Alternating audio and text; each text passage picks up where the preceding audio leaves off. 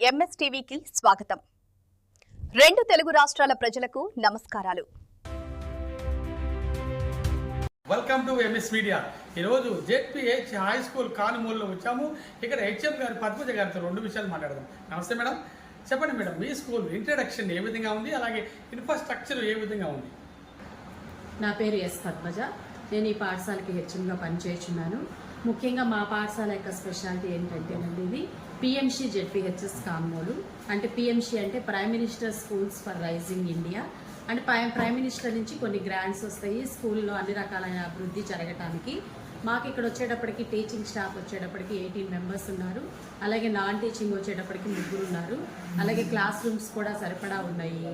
అలాగే విద్యార్థులకి బోధన ఐఎఫ్పి ప్యానెల్స్ ద్వారా చక్కగా సాటర్డే వచ్చేటప్పటికి నో బ్యాగ్ డే యాక్టివిటీస్ కానీ, అలాగే విద్యార్థులకి Bharat scouts and guides unit కూడా ఇక్కడ ఏర్పాటు చేయడం జరిగింది టీఎంసీ వాళ్ళ ఆధ్వర్యంలో.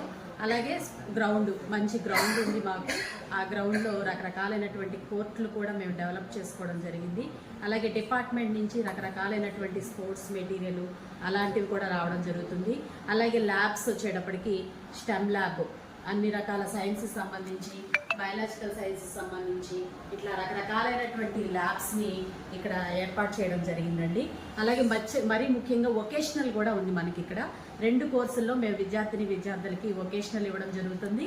ఒకటి ఫుడ్ ప్రాసెసింగ్, ఇంకొకటి ఎలక్ట్రానిక్స్. అంటే విద్యార్థులు రేపొద్దున 10th క్లాస్ అయినా కూడా మంచిగా వాళ్ళకు ఉన్నటువంటి అభిరుచులకు అనుగుణంగా వాళ్ళ కెరీర్ డెవలప్ చేసుకోవడానికి వీలుగా మనకి కోర్సెస్ 2 ఈ పాఠశాలలో ఏర్పాటు చేయడం జరిగింది.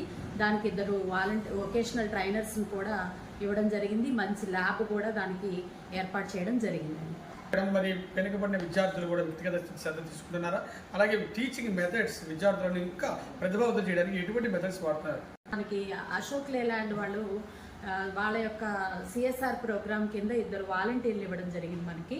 వాళ్ళు విద్యార్థులకి ఎవరైతే బాగా లో లెవెల్లో ఉంటారో, లెర్నింగ్లో వెనుకబడి ఉంటారో వాళ్ళకి మంచి సామర్థ్యాలు నేర్పడానికి వాళ్ళకు కూడా మేము కొన్ని క్లాసులు ఇవ్వడం జరుగుతుంది. అలాగే మా టీచర్స్ కూడా ప్రత్యేక శ్రద్ధ తీసుకోవడం జరుగుతుంది. అలాగే విద్యాశక్తి అనేటటువంటిది ఒక కార్యక్రమం మనకి పైన గవర్నమెంట్ నుంచి జరుగుతుంది. ప్రతిరోజు 3:20 నుంచి 4 o'clock వరకు, సోమవారం నుంచి బుధవారం వరకు 6th 7th, అలాగే గురువారం నుంచి శనివారం వరకు 8th 9th వాళ్ళకి ఈ విద్యాశక్తి ఆధ్వర్యంలో కూడా కొన్ని క్లాసెస్ నిర్వహించబడడం జరుగుతుంది. అలాగే 8th క్లాస్లో ఒక NMMS అనేటటువంటి టాలెంట్ ఎగ్జామినేషన్ ఉంది. ఆ టాలెంట్ ఎగ్జామినేషన్ కూడా మా టీచర్స్ అందరూ టైం టేబుల్ వేసుకుని దాంట్లోకి శిక్షణ ఇవ్వడం జరుగుతుంది. ఇవ్వండి. ఓకే మేడం, చెప్పండి, మీ స్కూల్లో మిడ్ డే మీల్స్, పౌష్టికాహారం, న్యూట్రిషన్ ఫుడ్ అందుతుందా?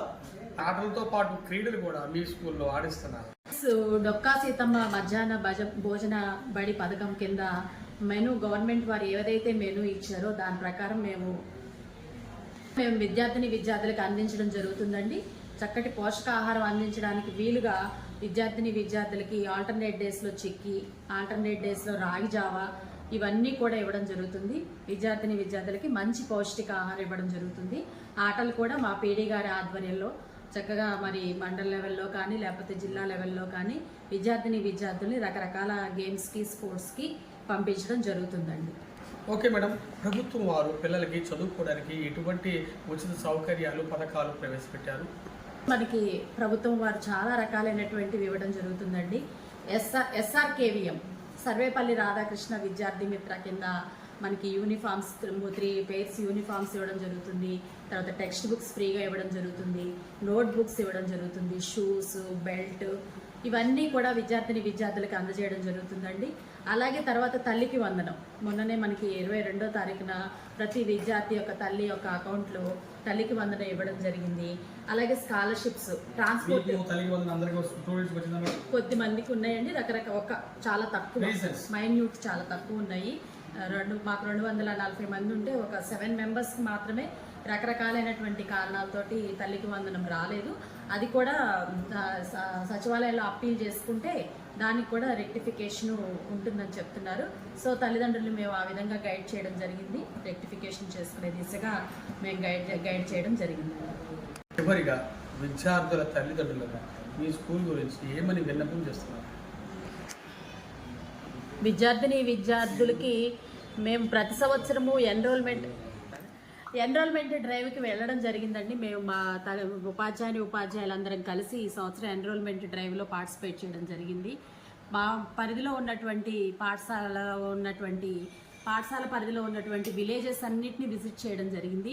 తల్లిదండ్రులందరినీ మోటివేట్ చేయడం జరిగింది. మీరు ఎందుకని అంతంత అధిక ఫీజులు చెల్లించి ప్రైవేట్ పాఠశాలకు వెళ్తున్నారు? ఇక్కడ ముఖ్యంగా మా పాఠశాలలో ముందు 10th క్లాస్ రిజల్ట్ని మేము హైలైట్ చేయడం జరిగిందండి. మొత్తం 49 మంది ఎగ్జామినేషన్కి వెళ్తే 44 మంది పాస్ అయ్యారు, 90% పాస్ అయ్యారు. సెకండ్ టైం కూడా మొత్తం అందరూ పాస్ అయిపోయారండి. ఆ తర్వాత సప్లిమెంటరీలో కూడా వెళ్ళిన తర్వాత. సో అది మేము ముందు అలాగే 500 పైన ఒక 10 మంది విద్యార్థులకి రావడం జరిగింది. ఇవన్నీ కూడా మేము హైలైట్ చేసుకుంటూ ఒక పాంప్లెట్ ఒకటి క్రియేట్ చేసుకుని మేము తల్లిదండ్రుల దగ్గరికి వెళ్ళడం జరిగింది. అలాగే మాకు ఉన్నటువంటి ఇంకొక ఫెసిలిటీ ఏంటంటే అండి పిఎంసి. దీని ద్వారా రకరకాలైనటువంటి ల్యాబ్స్, విద్యార్థులకి డిసిప్లిన్కి అలవాటు చేయడం కోసం భారత్ స్కౌట్స్ అండ్ గైడ్స్ కానీ, మంచి స్పోర్ట్స్ ఫెసిలిటీస్ కానీ, ఇవన్నీ కూడా మేము తల్లిదండ్రుల్లో అవగాహన చేయడం జరిగిందండి. దాని ప్రకారమే మేము మా ఎన్రోల్మెంట్ని పెంచుకునే దిశగా మేము వెళ్ళడం జరిగింది.